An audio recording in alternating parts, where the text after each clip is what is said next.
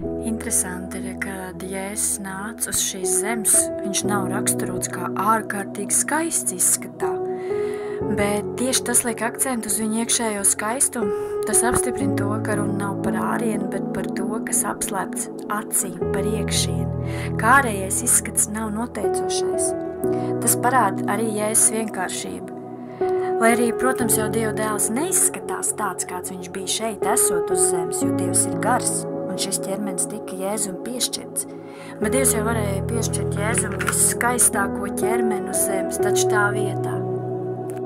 Viņam nebija nekāda izskata, nedz arī kāda skaistuma, lai mēs to ar lapatiku uzlūkotu.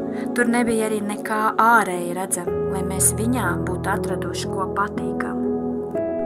Bet viņš noteikti bija skaists.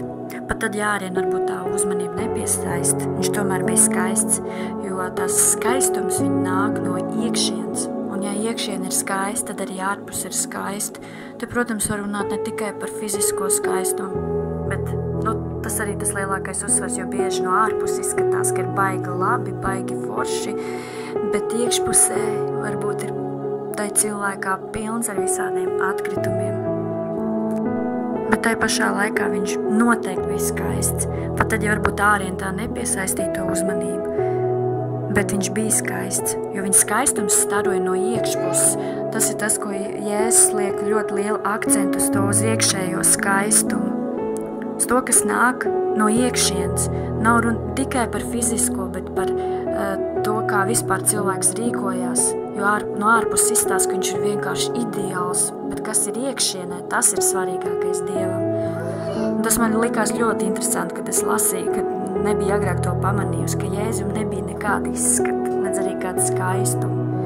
Un šis man ļoti tā uzrunā un ļoti svarīgi liekas tagad. Un tas ir svarīgi lūgt par savu sirds iekšienu, sirds skaistumu.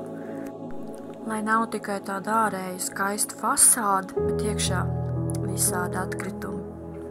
Kungs, un tāpēc es lūdzu par katru cilvēku, kurš klausīsies tagad, kad tu pieskaries ar tavu svēto garu un uzrunā un parādi, kungs, ka tev ir svarīgs sirds iekšien, to, kas ir sirdī, kungs, un ka ne ar kādiem labiem darbiem mēs to sirdi tīri vienkārši nevaram dabūt, ka tu caur savu dēlu Jēzu Kristu tīri šķīsti un maini sirds, lai tās ir skaistas no iekšienes, nevis tikai no ārpuses, kungs. Dari, ka mēs esam skaisti no iekšienes. No iekšienes, lai mirdz mūsu skaistums, kungs, tev par godu un slavu uzrunā caur tavu svēto garu katru, kurš klausīsies, kas viņam ir vajadzīgs, un ka tu velc ar stiprām saitēm pie sevis un parādi, kas viņiem ir vajadzīgs, kā darīt šīs sirds šķīstas un tīras Jēzus vārdā. Amen.